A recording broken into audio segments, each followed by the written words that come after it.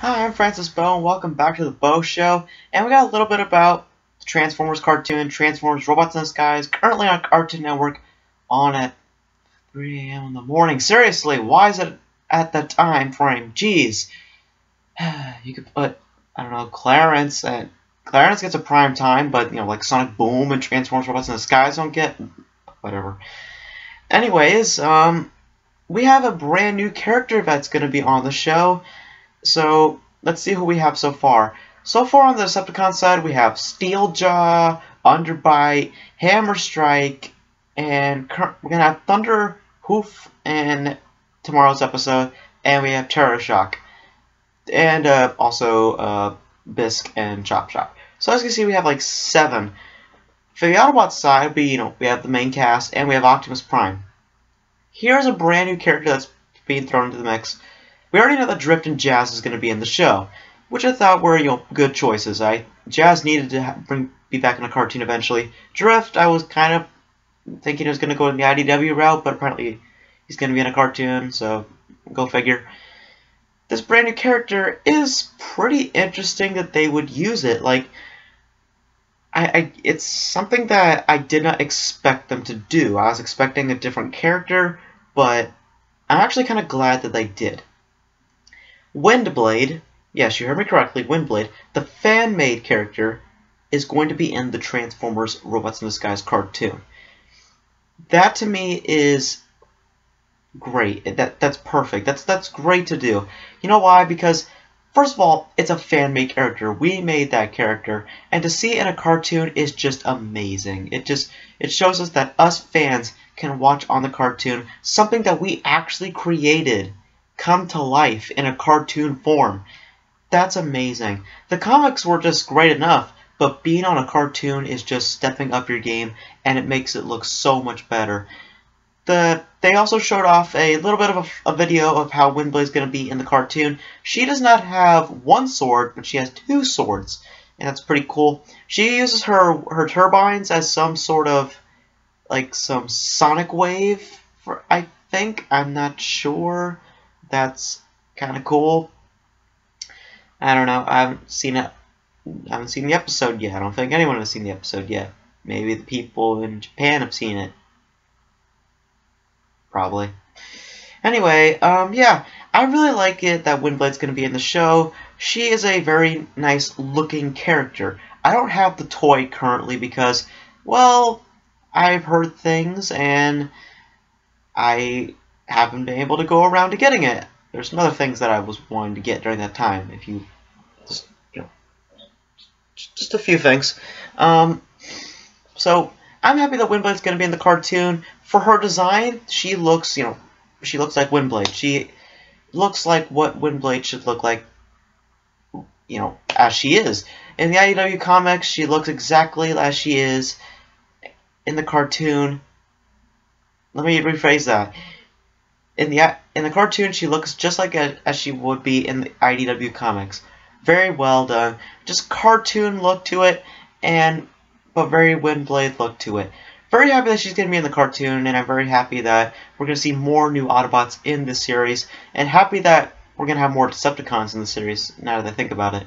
So that's pretty cool. Speaking of Decepticons, we have 2 rumors of 2 Transformer toys coming out in the Robots in the Skies line, that particular being Warrior classes, and 1 Legion class that I want to talk about. First off, 2 Warrior class toys. They're Decepticons. The first one is Thunderhoof.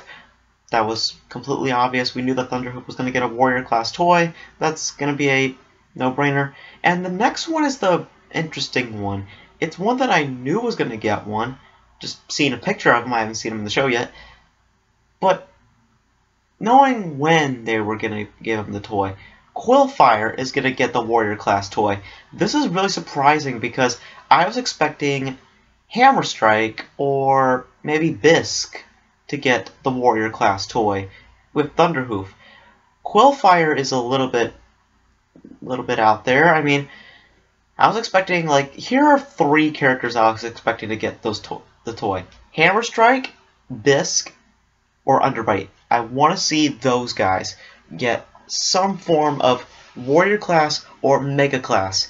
Underbite deserves something a little bit bigger than a warrior class because, you know, he's pretty big in the show.